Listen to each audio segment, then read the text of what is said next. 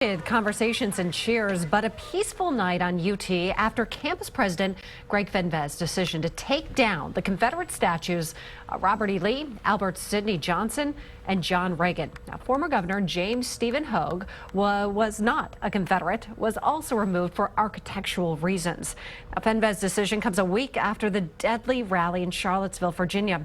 In a statement overnight, he said, quote, "These events make it clear now more than ever that Confederate monuments have become symbols of modern white supremacy and neo-Nazism."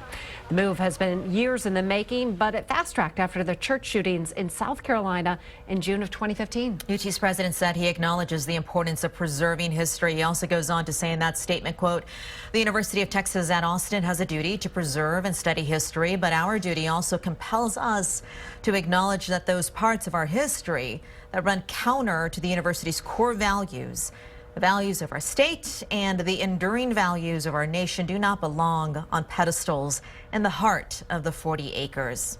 And the removal of the statues came without any advance notice from the university, and they say that was actually intentional for safety reasons. Yeah, but there are people who were there to witness it. George Rodas is live from the University of Texas campus with reaction and what is no longer there, George.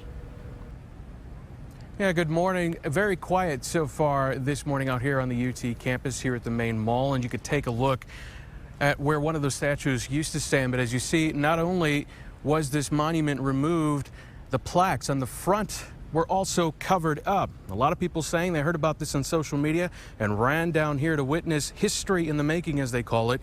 Now, while you were sleeping, the statues of Robert E. Lee, Albert Sidney Johnston, John Reagan, and James Stephen Hogg were removed from the main mall. All of these statues, except for Governor Hogg, will be placed at the Briscoe Center for American History in their scholarly exhibition.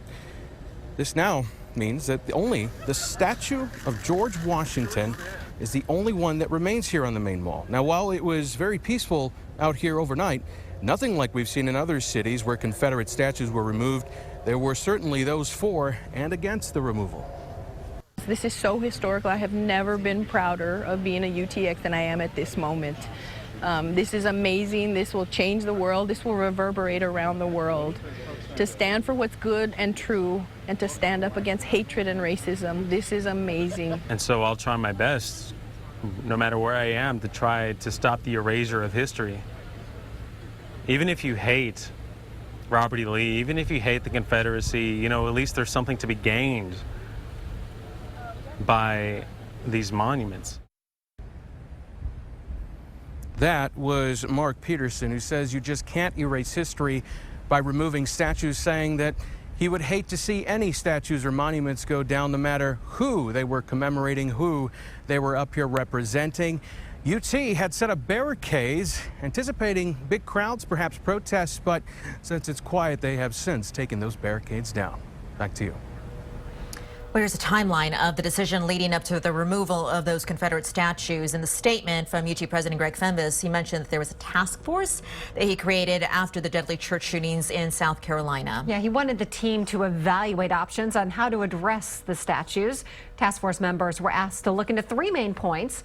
One, analyze the artistic, social, and political intent.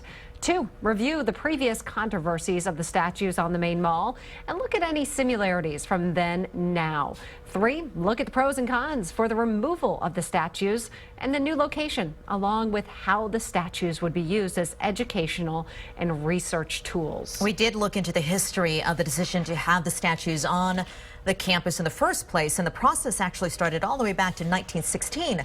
According to UT George Littlefield, a Confederate veteran and a UT regent, believes survivors of the Confederacy needed to preserve their history for future generations. And other statues have been the focus of vandalism. In 2003, soon after the statue of Martin Luther King Jr. was unveiled, the campus created a task force on racial respect and fairness after the MLK statue was vandalized.